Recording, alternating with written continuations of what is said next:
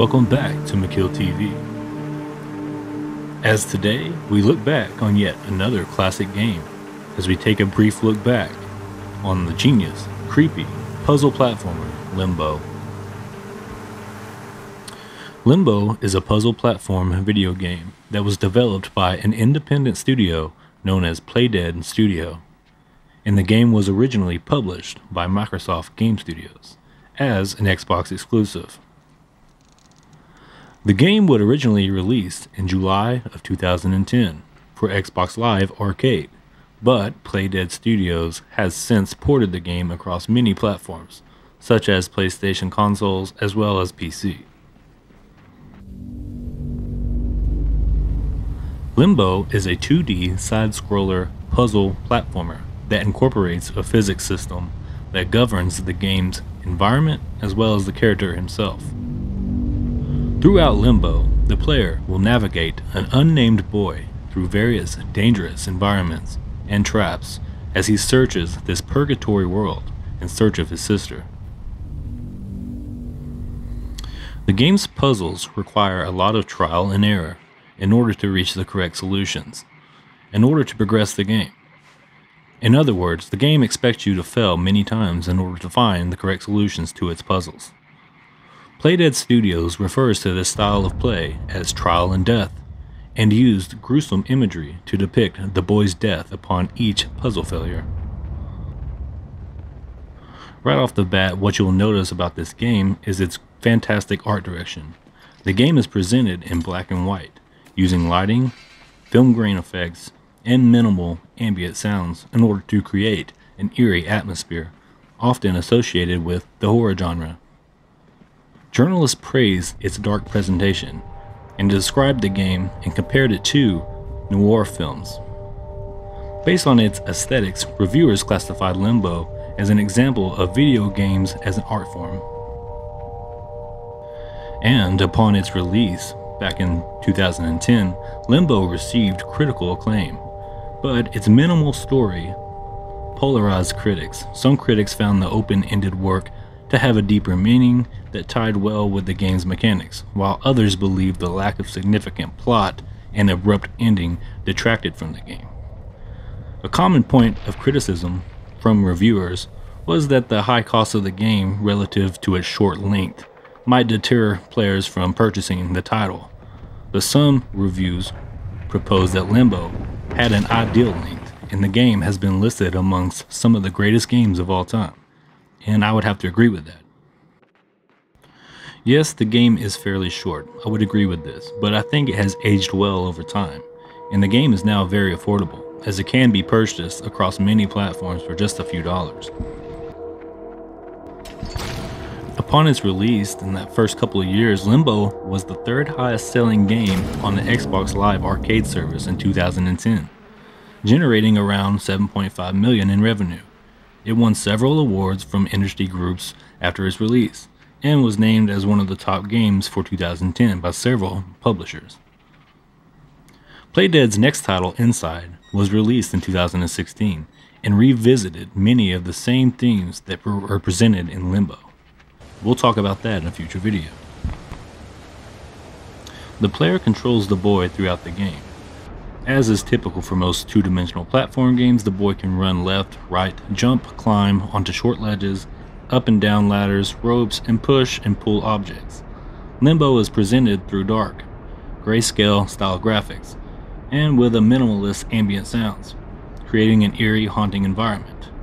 The dark visuals also serve to conceal numerous lethal surprises that can surprise you throughout the gameplay, including such environmental and physical hazards as deadly bear traps on the forest floor or lethal monsters hiding in the shadows. Amongst the hazards are glowing worms, which attach themselves to the boy's head and force him to travel only one direction until they are killed. The game's second half features mechanical puzzles and traps using machinery, electromagnetics, and gravity. Many of these traps are not apparent until triggered, often killing the boy. The player is able to restart the last encountered checkpoint, with no limits placed on how many times this can occur. Some traps can be avoided and used later in the game. One bear trap is used to Clamp onto an animal's carcass hung from the end of a rope, tearing the carcass off the rope and allowing the branch and the rope to retract upwards and allow the boy to climb onto the ledge, otherwise out of reach, as the player will likely encounter numerous deaths before they solve any of the puzzles. Developers call Limbo, as I mentioned before, trial and death game, so upon playing this game, expect to have some troubles and honestly just have to trial and error your way through finding out some of the solutions to some of these puzzles in this game. As mentioned before, the primary character in Limbo is a nameless boy who awakens in the middle of the forest on the edge of hell. The game's title is taken from the Latin limbus, meaning edge, where he encounters a giant spider who tries to kill him. After using a trap to cut off the sharp points of half the spider's legs, he retreats further into the forest, and the boy is allowed to pass. However, he is later caught in webs and spun into a cocoon, as seen previously.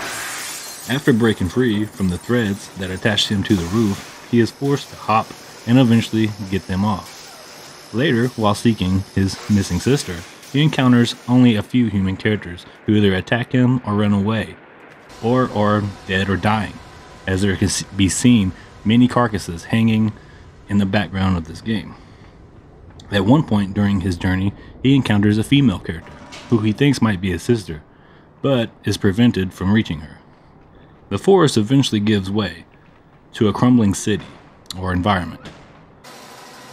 On completion of the final puzzle, the boy is thrown through a pane of glass and back into the forest. After he wakes up, he recovers from the pain and shock.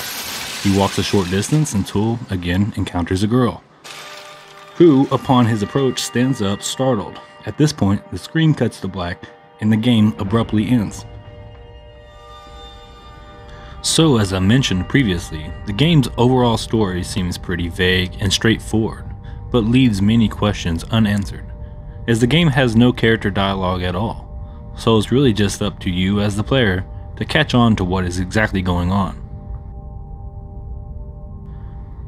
As far as the setting and art direction of the game, in my opinion, in relation to the game's title of Limbo, my assumption is that the boy is dead, and his spirit or soul is currently in a state of limbo or purgatory, and in order for him to move on to the afterlife, he believes he must find his sister, who must also be in this limbo, purgatory state of existence.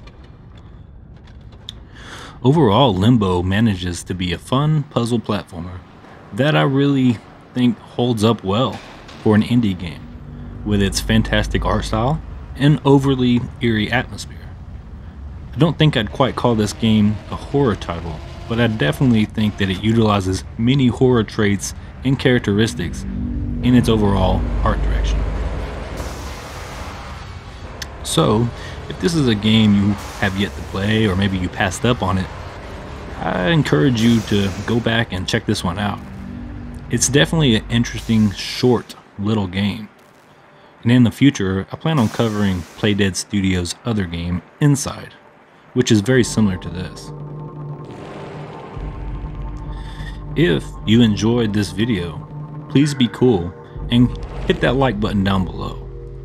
Also, be sure to subscribe to McKiLL TV for future classic games just like this. But until next time, this has been McKiLL TV, and we'll catch you in a future video.